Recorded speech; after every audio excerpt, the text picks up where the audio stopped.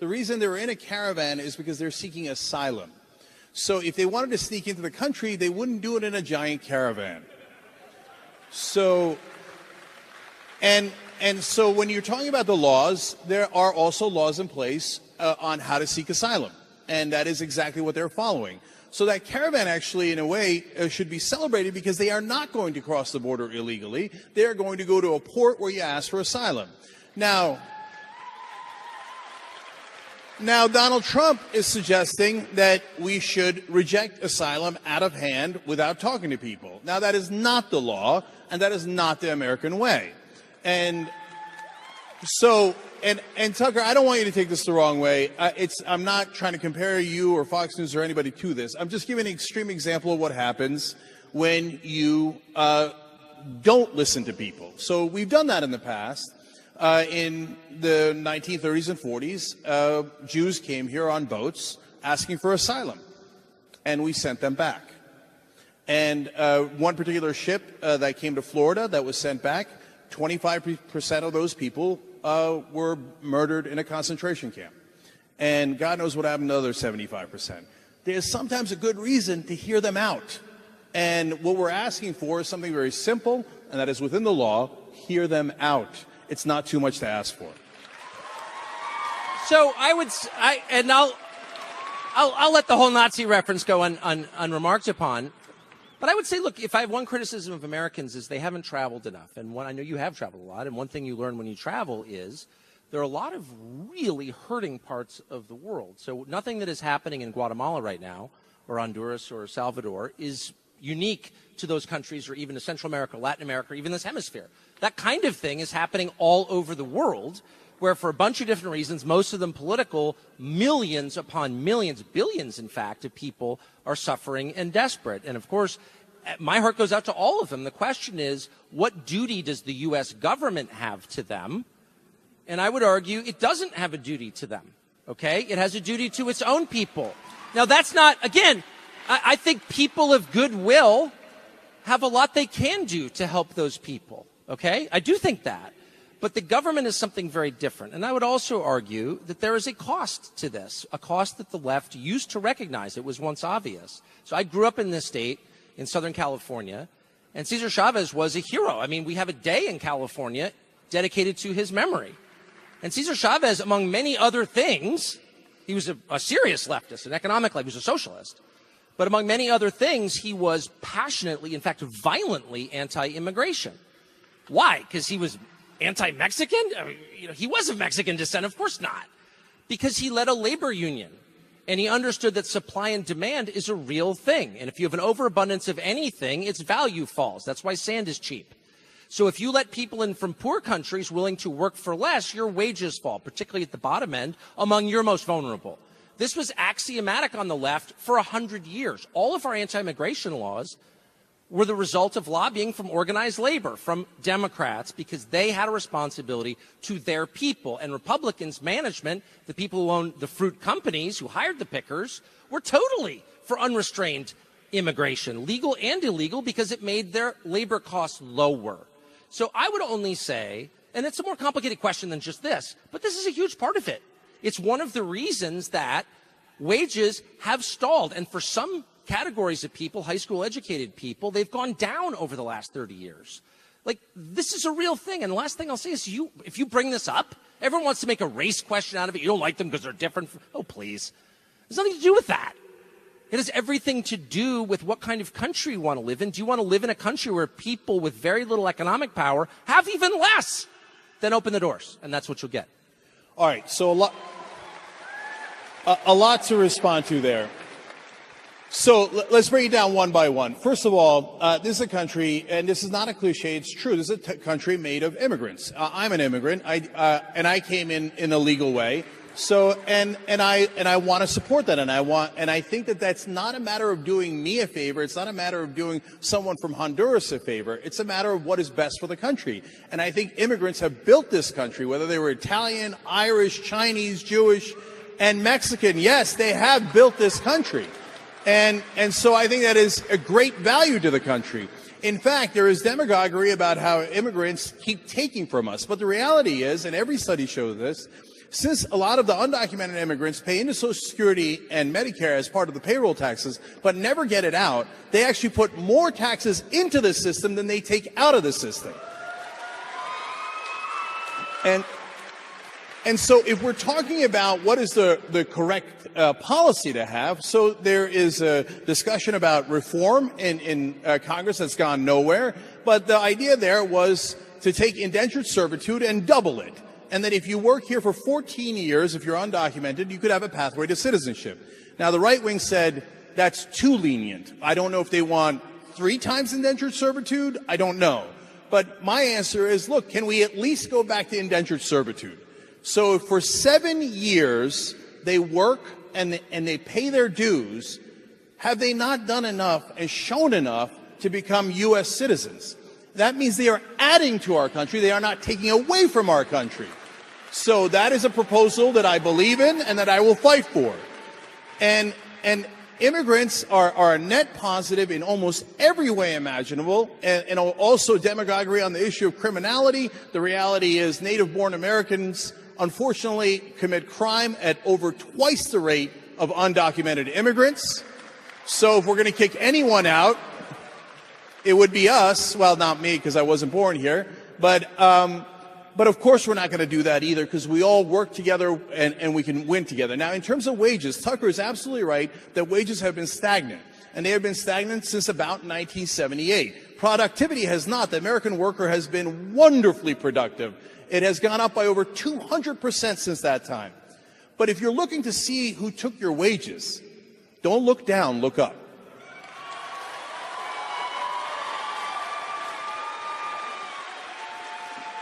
The guy, just last thought here, the guy who walked in and crossed the border without a penny to his name did not somehow rig the rules.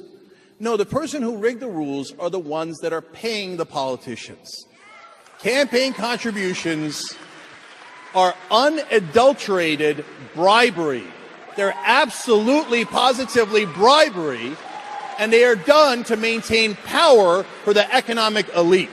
And that is what's keeping your wages stagnant. Well, I kind of, let me just say, I kind of agree with some of that, unexpectedly, but I think you're right. I mean, I don't blame really immigrants for anything. As people, the policies are not formulated by them. The question is who benefits from our current system, which is clearly totally dysfunctional. If you have 20 million or 22 million, north of 20 million people without papers in your country, it's clearly not working. So the question is who's benefiting from that. And there's an entire political party that hopes to sort of have a new voter base on the basis of those people. And you have, that's true, as you know. And I don't think anyone's hiding it, by the way. And if you're for that party, I mean, I guess you're for that. And then there are also, and I think you alluded to this, a lot of employers who are benefiting from that. But, and by the way, you're also right that a lot of immigrants are in fact exploited. I mean, we've created an entire serf class to serve the day-to-day needs of the rich. Like, that's just true. And by the way, if you want to see the most intense opponents of changing or fixing our immigration system, talk to like some, rich people in my neighborhood. And it's like, well, who's going to walk the dogs while I'm at SoulCycle? Like, I'm serious. And they have we're doing that. And most people are not benefiting. Only a small number is benefiting. So, look, I would agree with a lot of what you said, or certainly the tenor of what you said. It's not their fault. But it does get to a core question, which is, do you, as a U.S. citizen, have the right to have any voice at all in who comes in? Because demographics is like one of the key questions. Who lives here? Again, not a racial question. It's a substantive factual question. And I don't think you'll find many people in this country who are opposed to immigration. We have more immigrants, aggregate, total immigrants, than any country's ever had in peacetime, ever. Okay? And you don't have riots in the streets. You don't have lunatics. Lots of other countries do. South Africa right now, killing Zimbabweans because they're mad about unchecked immigration. I get it. We don't have that. We like immigrants. The question is, are we allowed to make the decision? It's our country. And in that our, I would include lots of naturalized immigrants, including you. We all have a right to decide. So to say it's anti-immigrant, look, I'm for dinner parties. I have lots of dinner parties. I love inviting 12 people over to my house and having dinner. If you decided who they were or said you're not allowed to decide who the 12 people are, that wouldn't be a dinner party, would it? It would be an invasion or something. It would be something I'm very much against. So the question is, where is the economic debate? I mean, and what I appreciated about your response was and I disagree with your numbers, but at least you marshaled them. Like, what is the economic effect of this? I grew up in this state. When I grew up here, it was the richest out of 50. It had the best schools out of 50. It had the most vibrant middle class out of 50. It now has, it's 48th for schools. It has more poor people than any state. Its infrastructure is crumbling, and the middle class is living in Boise.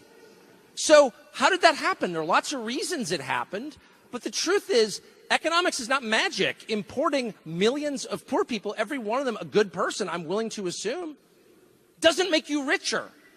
So the rest of us have a right to have that conversation. That's all I'm saying. Don't shut it down with racist, please. But Tucker, let me follow up on that. So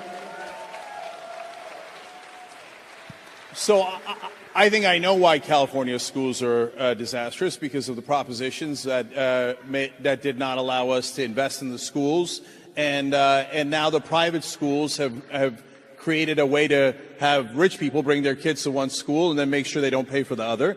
But I wanted to follow up on what you said, because look, on the Statue of Liberty it says, "Give me your tired, your poor, your masses, etc."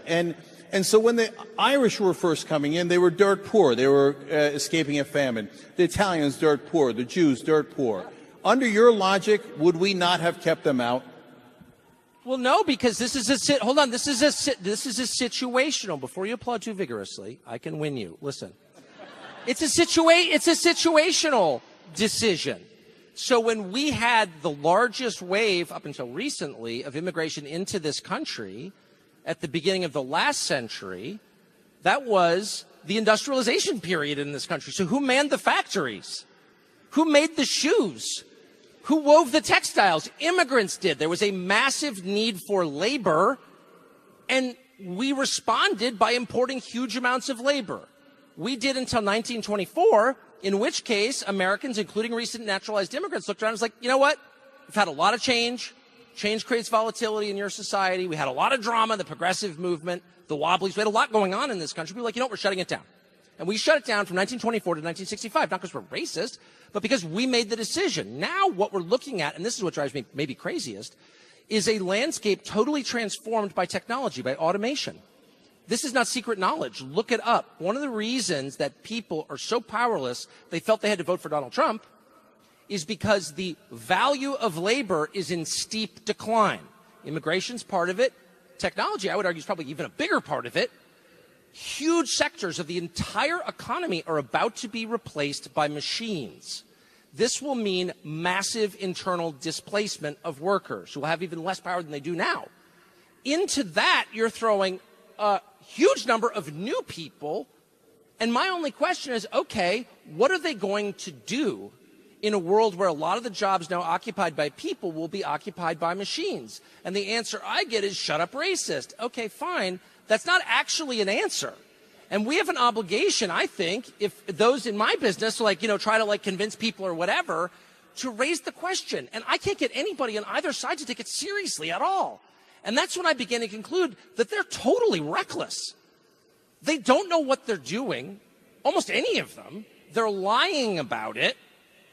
And they're wrecking the country, because that is a very obvious chain of events that's going to take place. And nobody says it. But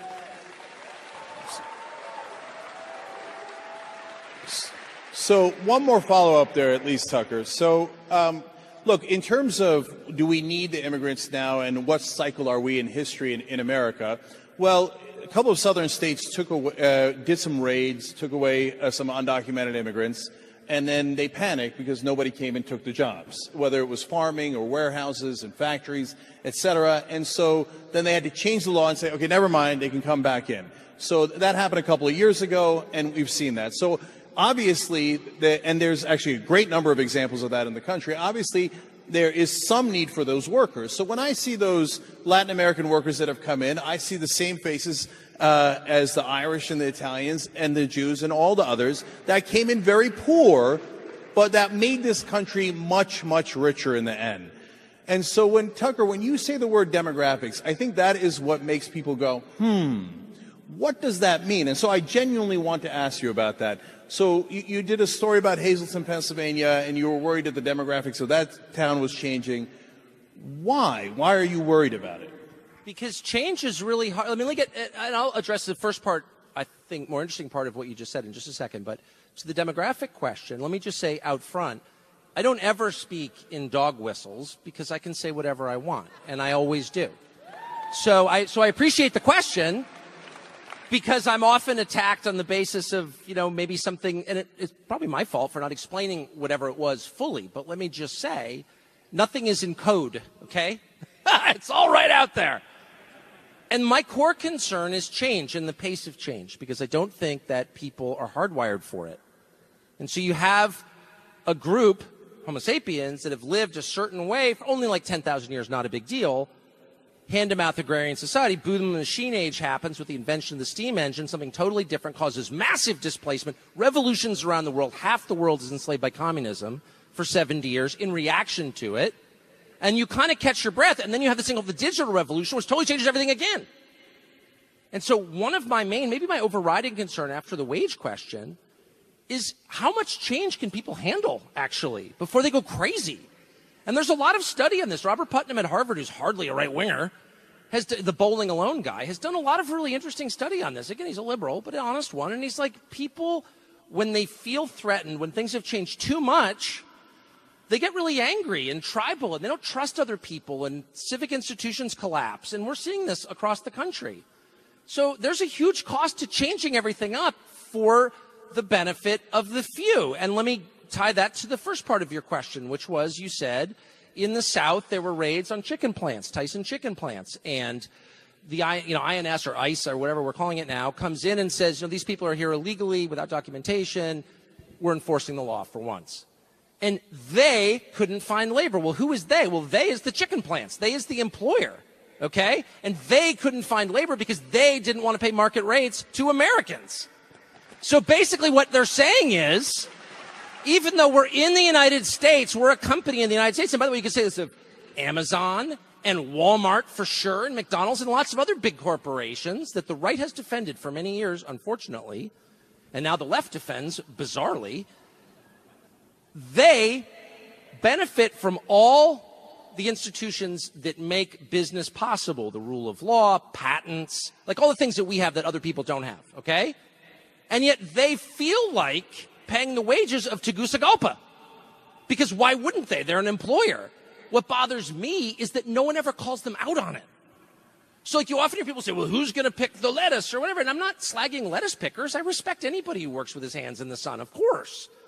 But it's not about the picker. It's about his employer. So lettuce might cost, $4 a head. Okay. Well, an iPhone cost $1,000 because actually things have cost because they have value, because labor has value. Duh. So I guess my question is, when did liberals all become libertarian economists who are lecturing me about the market and how one thing we can't do is get in the way of employers finding the cheapest possible labor? What? When did you start defending this? And the answer, of course, is that big companies figured out the game. And they're like, for a very small price, we can buy the allegiance of the Democratic Party. All we have to do is fund their nonprofits, which they do, but more importantly, make a series of totally hollow symbolic gestures, like, here's some new bathrooms. I'm for Black Lives Matter. Leave me alone. And they have totally convinced your average college student that they're the cutting edge of the progressive movement. And so you see this really weird thing that always blows my mind. You go into an Apple store, and shamefully, I own Apple products, and you'll walk in and there'll be like some highly educated, kid with 2 degrees from impressive schools with a nose ring, standing in this kind of sad, spare retail space wearing a matching uniform, thinking he's part of the revolution. And I'm like, dude, you're working for the richest man in the world. Like, you're just a cog in a machine. You're a tool, actually. And he's like, no, I'm not. I'm picking up, yeah, whatever. But I always think, like, the level of delusion that they've pulled off convincing the left, like, don't criticize suicides at Foxconn factories because, hey, we got you on the dumb social issues that don't mean anything. And they fall for it. It's hilarious. Yeah. All right. So Tucker might be referring to some corporate Democrats, et cetera, but anybody that watches the Young Turks knows we criticize big business plenty. Good for you. Yeah. Good for you. And so I mean, to use the same Apple example, Apple makes a nice phone. I have one, but that doesn't mean they should pay 0% in taxes. And they exactly. Let me just amen. Yes, and so they evade taxes all the time. And if you want to get together and enforce the law against big businesses, I'm right there with you. Okay, so that would be wonderful. That would be a nice change from what we have in the Republican and Democratic Party today. But one more thing on immigration, Tucker. So you say demographic change is scary and can be disconcerting. And I think that a lot of people don't see that. I don't see it. A lot of people in our audience don't see it. And so they wonder why folks are so scared. And so I literally don't know the answer to that. If you're saying crime, it's not crime. As we talked about before, I can give you more stats, 110% increase in immigration since 1980. Crime in the country has gone down 36%. Okay, and in the cities where you have the most undocumented immigrants, you have the least amount of crime. And in fact, studies have taken out other factors, including poverty, and they still see that undocumented immigrants lead to less crime, not higher crime. Okay, so that's just a fact. That's a fact. So then I don't know what you're scared about. And Tucker, look, you're against, as far as I can tell, and correct me if I'm wrong, what you call chain migration, what others call family migration.